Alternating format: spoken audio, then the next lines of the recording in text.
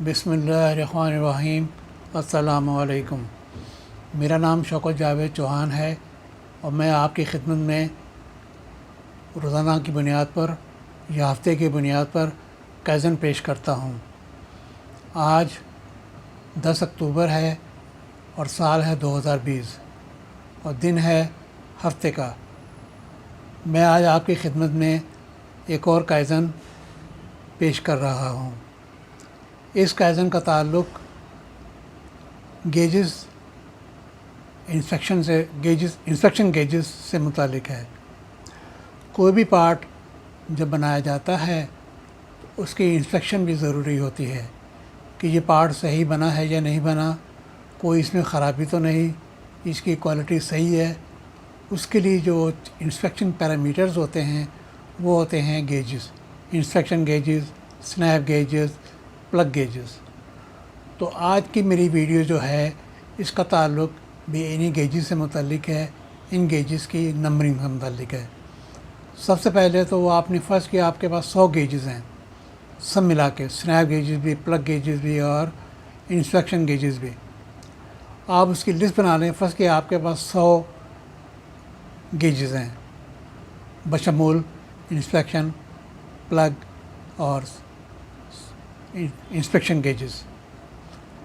آپ نے کرنا یہ ہے کہ لسٹ بنا لینی ہے کہ آپ کے پاس نمبر 1 کیا ہے، نمبر 2 کیا ہے، نمبر 3، 4، 5 اور اس طرح 100 تک جو گیجز ہیں ان کے آپ نے نمبر طے کر لینے ہیں۔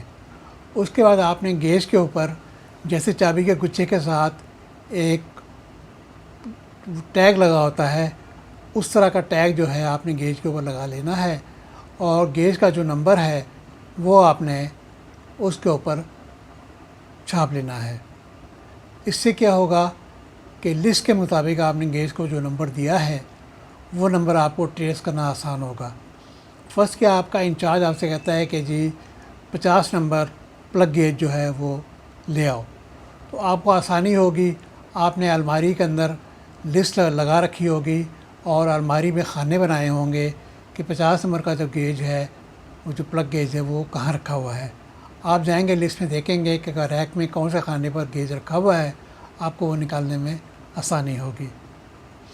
تو یہ تھا میرا آج کا گیجز کی، انسپیکشن گیجز کی نمبرنگ سے متعلق ویڈیو۔ دوسرے کائزن میں میں آپ کو یہ بتاؤں گا کہ dies and جگز colour coding.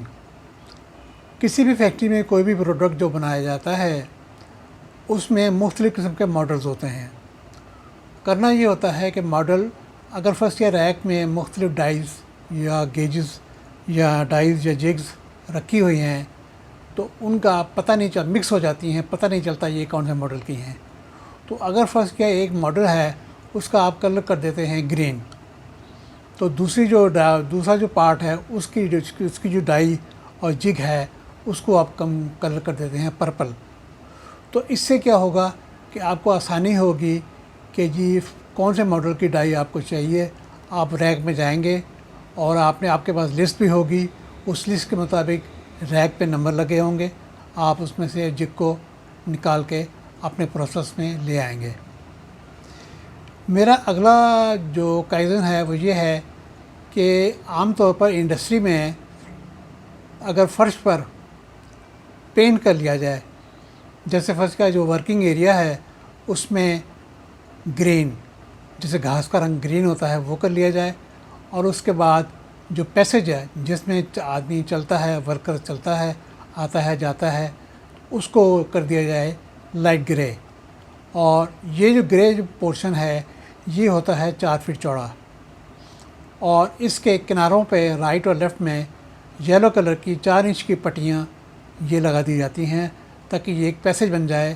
Worker نے جہاں سے آنا ہے، جہاں سے جانا ہے، وہ اس پیسیج کے تھرو آئے اور جائے، اور گرین ایریا میں جہاں اس کی مشینیں لگی ہوئی ہیں یا کوئی پروڈکشن لائن ہے اس پہ جا کے اس نے کام کرنا ہے۔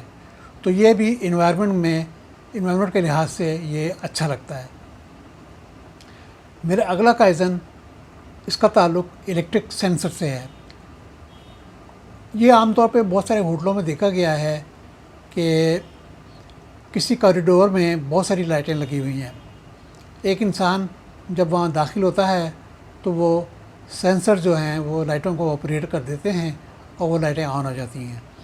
جب بندہ دوسرے اینڈ پہ چلا جاتا ہے تو سینسر لائٹ کو آف کر دیتے ہیں۔ اسی طریقے سے ہم سینسرز کو اپنی دوسری جگہوں پر بھی استعمال کر سکتے ہیں تاکہ الیکٹریسٹی بچائی جا سکے۔ سینسرز کا ایک استعمال پریس مشین پر بھی ہوتا ہے۔ عام طور پر دیکھا گیا ہے کہ پریس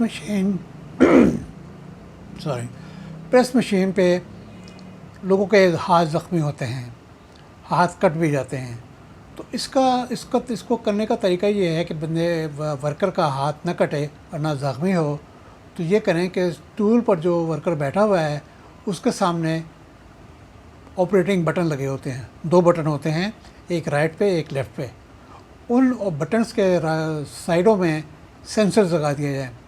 آپریٹر جب مشین کے اندر پارٹ رکھتا ہے، جگ رکھتا ہے، ڈائی کو آپریٹ کرتا ہے، تو کیا ہوگا کہ جس وقت وہ بٹن کو آپریٹ کرے گا تو کیا ہوگا کہ وہ اس کا ہاتھ جو ہوگا وہ بٹن کے اوپر ہوگا اور سینسر مشین کو آن کر دیں گے۔ اس سے یہ ہوگا کہ ورکر کا ہاتھ ڈائی کے اوپر نہیں ہوگا اور اس سے اس کا ہاتھ محفوظ رہے گا۔ یہ تو تھے آج کے کائزن۔ مجھے امید ہے آپ کو میری یہ آج کی ویڈیو پسند آئی ہوگی۔ اگر آپ کو پسند آ جائے تو اس کو لائک کیجیے گا، شیئر کیجیے گا اور سبسکرائب بھی کر دیجیے گا۔ مجھے اپنی دعاؤں میں یاد رکھیے گا۔ اللہ حافظ۔